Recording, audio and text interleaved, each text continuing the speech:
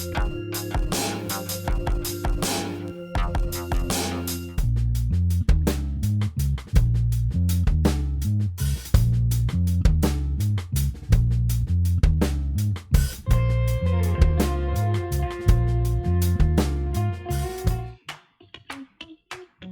welcome to Our Reviews Will Kill You. It's another night in the chat room. I've lost all sense of what day or time it is. I believe it's a Monday.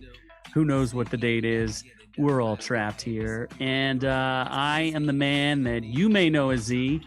And today we're going to have a very special conversation for all of you guys out there. First of all, I am joined by the extraordinarily green. You would probably like him if he was angry because he's just not that scary. It's the noob. I have hairy nipples. Very hairy nipples. And the producer, director extraordinaire, master of all things that makes this show run, Scott Keebler. Finally, it only took 30 years. I finally get credit for what I do. What the heck? Absolutely. And then our extremely special guest, you've heard him on our podcast before, bringing much insight and value to the world of movies, mid-level movie reviews. Welcome, my friend. Hey, what's going on, guys? How y'all been? We are hanging tight here, all in our social isolation. How are you isolating? I just want to know, are all of you in the same room together? Are you properly socially distancing? We're separate today, but emotionally connected, honestly. I'm hard just looking at everyone. Is your emotional connection at a proper 6 foot distance? Well, it's at a 6-inch distance. I can tell you that much. So I don't know about Scott, but you want to go shirtless for this or no? Well, here's the actual secret. We're actually all in the same room. We just have cameras facing different directions so we can appear like we're following the rules when it comes to social distancing. Yes. That's very true. I have like an illegal Mexican giving me a blowjob as we speak. Yeah, that sounds about right. It sounds about on brand. Yeah. It sounds on brand. I didn't know our brand was ridiculousness, but it is. So we actually do have some people that are viewing us right now. Thank you for joining us. The live chat is up and running. So if anyone wants to input, join the conversation, answer questions, mid-level will be happy to answer any questions you may have. All of the questions. Yep, every one of them. So we can't answer anything because we're not that sexual smart. But mid-level is. So definitely take advantage of the chat. Try to act like I am, but I'm not. So I think our conversation today was going to go somewhere around, we're talking a little bit about Ozark and then where it fits as far as the pantheon of those crime dramas, of shows that everyone says you have to watch it or you're some sort of loser.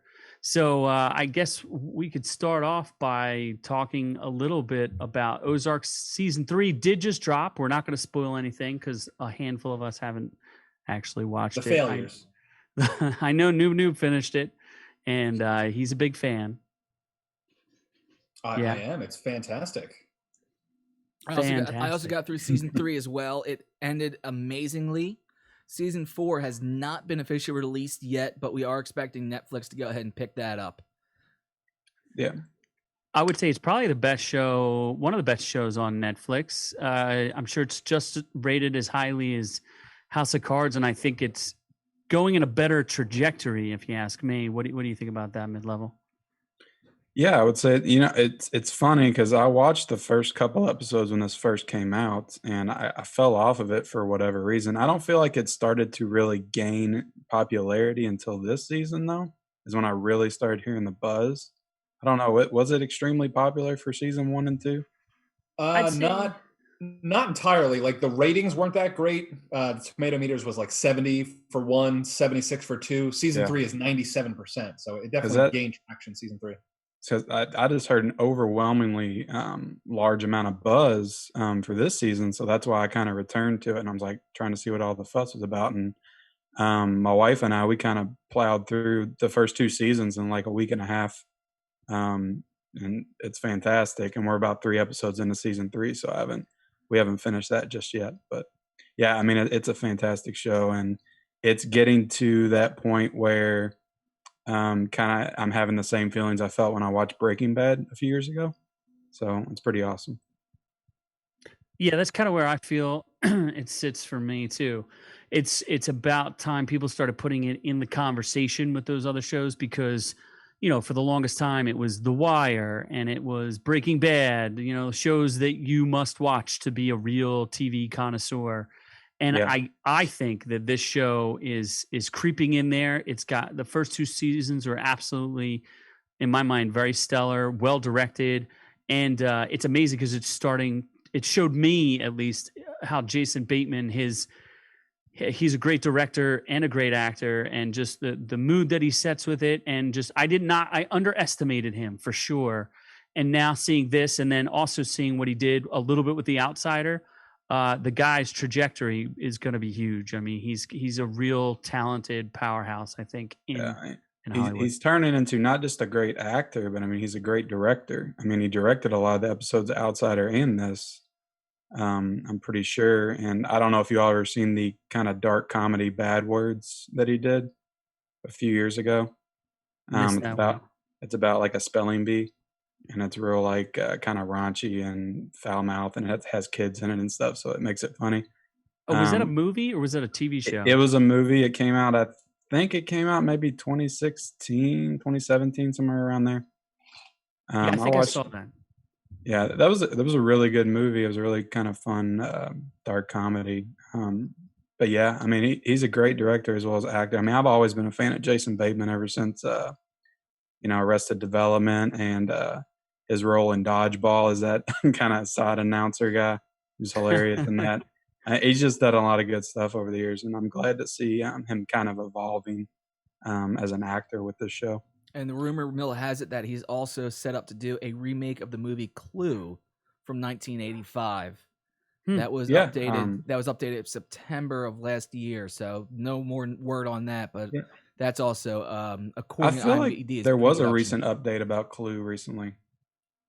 Was it that he might not be doing it anymore? Way to call me a liar.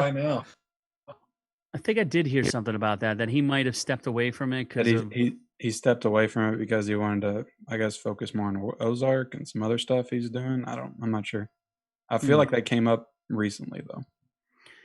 I just know he's always been kind of typecast as like the sardonic, sarcastic second bit player, and he never really carried a show. Because I remember he was in Hancock, and he was one of the best parts of that movie. Yeah. And the breakup with Vince Vaughn and Jennifer Aniston, he was great in. And just seeing him evolve, right, and move up and be able to Horrible carry Bosses. And have you all ever seen The Gift? Yes, I have that. Which was directed by Joel Edgerton. Like, he's fantastic in that, and it's a more dramatic role. Is that the guy who directed Lighthouse?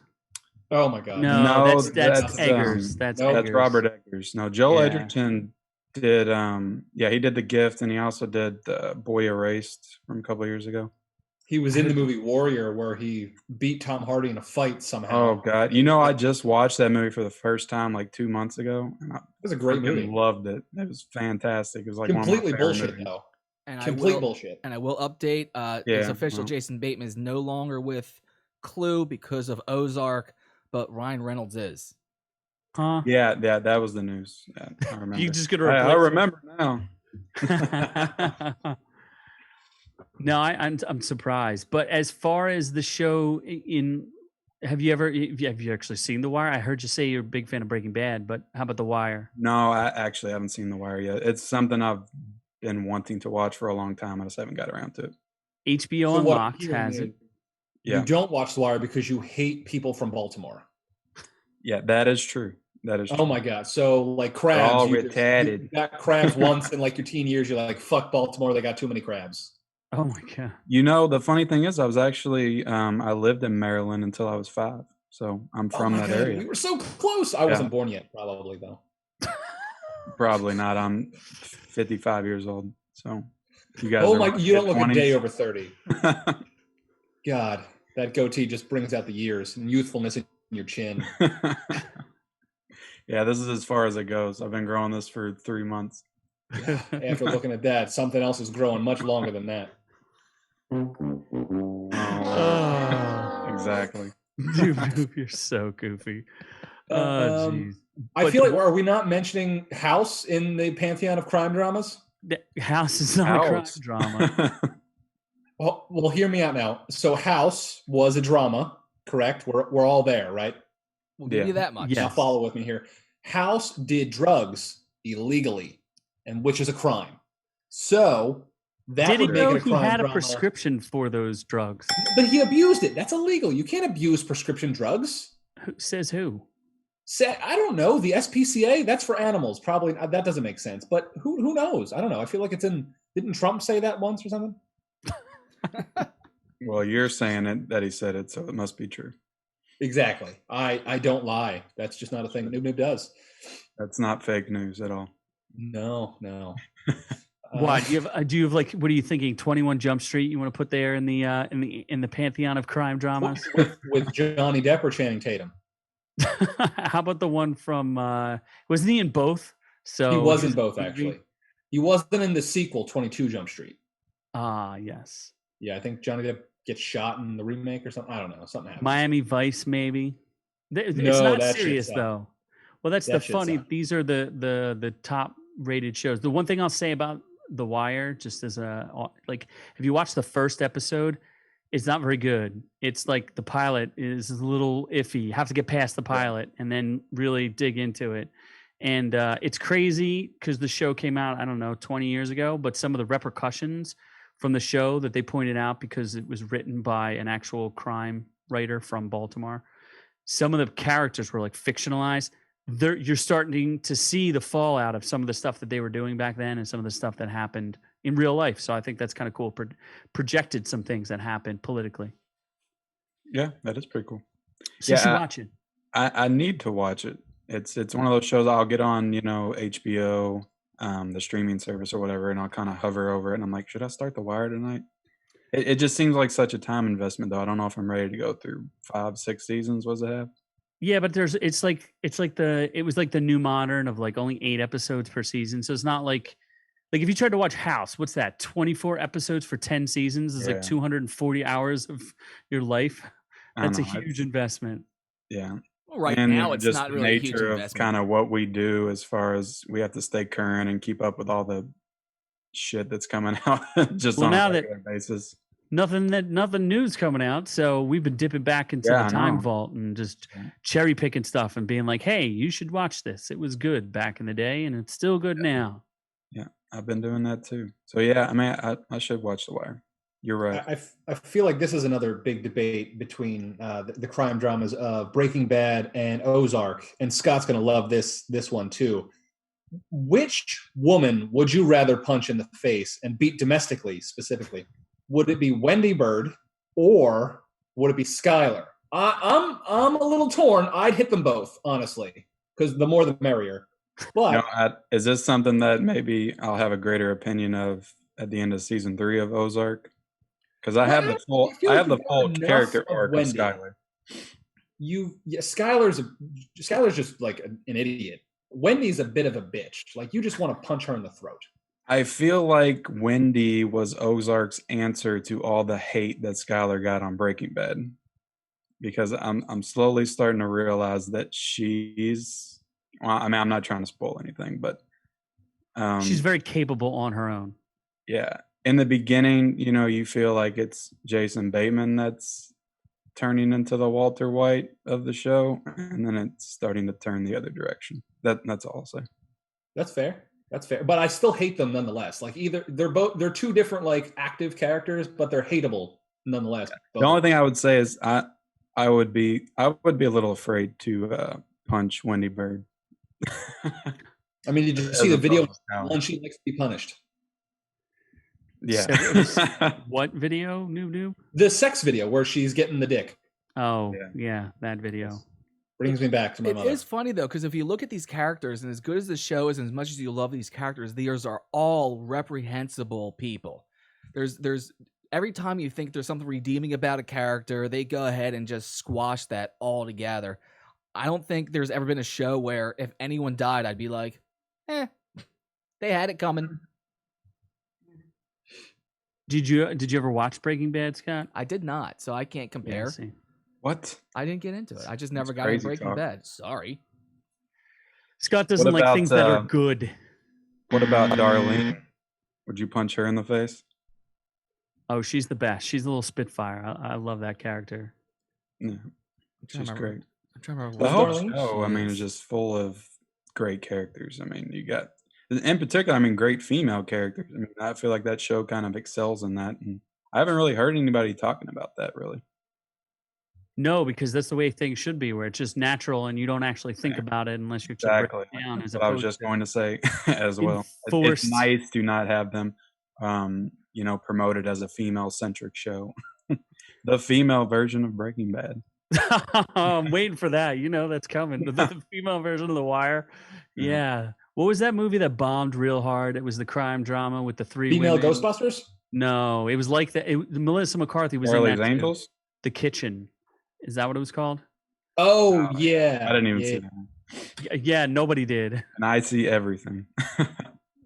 Yeah, Melissa McCarthy, the girl from Invisible Man, and Elizabeth She's Moss. in that too? and some other chick, Tiffany Who's Haddish, Tiffany maybe. Haddish, yeah. Yeah. That she's I like, forgot Elizabeth Moss was in that. yeah, she's okay. People like those actresses, but that movie just, I guess it wasn't that believable that three housewives could take over the mob. Yeah. I mean, Elizabeth Moss is a good actress. I don't really like The Handmaid's Tale. I watched like the first 7 episodes, and I kind of had to tap out on that one. It Ooh, wasn't you good made it enough through for me. 7? But I loved Mad Men back in the day. That was a great show. She was great on that, and The Invisible Man's really good too. It's really not that good. Yeah. Well, Noob wishes that the debate women that, all died. It's boring as fuck. Look, I don't think it's like a masterpiece. It's not like Paranormal Activity good. Oh, god damn it. What's your address? I will smack the shit out of you. Have you ever seen Paranormal Entity with the rape ghost? Wasn't that Paranormal Activity? There's Paranormal Activity, I and then saw there's that Paranormal one. That was really good. Entity. There's a different one. It's called it's the same movie, except instead of a boyfriend and girlfriend, it's a brother and sister. And instead of the ghost, like I don't know what the ghost in Paranormal Activity was trying to do, like a demon or something like that. But the ghost is rapes the sister all the time. But it's the same It's this film exactly the same. Check it out. Was it? Yes, Paranormal Entity. Yeah. So I mean, I don't know. I thought Invisible Man was good. Also, did you see The Lighthouse, if I recall? Yeah, I saw The Lighthouse. I thought The And Lighthouse was good. I didn't Uh-huh. love it and cream all over Good in what myself way? after What watching it. But What about that abomination of an abortion of a movie? What was good? What, The Lighthouse? Yeah, I would rather get raped in prison and watch that again. It was a weird movie. It was different. I mean, I thought it was just the filmmaking style was great. I mean, I thought it looked great. I liked the black and white aesthetic. The sound design was incredible. Like I saw that movie in a theater, and just every time that foghorn just blared over it, just kind of, I don't know, it just took you there. Like you felt like you were on that lakeside Having gay interracial lighthouse with Robert Pattinson jerking off in the window, Yeah. There was one point of I guess mermaid vaginas and all that. Did Robert like that was Pattinson did he in fact rape Green Goblin? Did that actually happen? Or was that just like No, implied? I don't really know. William Dafoe's freaking fantastic in the movie, though. That's another thing. The performances are great. He takes a mean dick and plays a good dog. It's just, I don't know if I was fully on board for what the hell the story they were trying to tell. I don't know. Yeah, that's what I said. I thought I agree with you on everything you said. There's a lot. It doesn't there's no point. There's no point to it. It's just a lot of symbolism, and it's a lot of it's one of those movies that when you're done, you can go online and watch like 2 hours worth of ending explained videos, try to figure out what the fuck it was about. And I did. So it's a lot of like Norse mythology and Poseidon and King Triton and basically the story of Little Mermaid. And Little Mermaid. Yeah, basically, Little Mermaid and the Lighthouse would make good companion pieces together. I watched that movie for 15 minutes. I don't remember any Little Mermaids. Oh, there's a Little Mermaid in there. Tentacle mermaid. There's a naked mermaid with a lifelike enormous vagina that a man runs away from, which clearly indicates his homoerotic fantasies. Yes. Yes, And it has a lot of Willem Dafoe farting. Yes, it does. And drinking kerosene or whatever the hell they were drinking. with honey. Yeah. Honey piss. I recommend it. Wait, maybe I don't. Don't do that out there, viewers. Yeah, I was on board for that performance. So I loved Willem Dafoe in it. I don't know what the hell he was doing, but it was entertaining as hell. I guess to circle back to the crime drama stuff. So I guess everyone would recommend Ozark. Are we all on board on that? Yes. Yeah, absolutely. Okay. How about you give us your top three? Like, what should we look out for you on your channel that you're either doing or a review you're really happy with that you think people should check out on my YouTube channel? Yes. Both. So right now I've got 2 shows going on during the week. I've got a physical media report where I just basically talk about all the new Blu-ray and 4K releases coming out that week. And then I just started a horror themed show on my channel, and it's called The Haunting of Mid-Level. And I get user questions, Q&As, and just talk about horror. So have you seen The Pit? The Pit? No, I don't even think I've ever heard of that. How about Cue the Winged Serpent?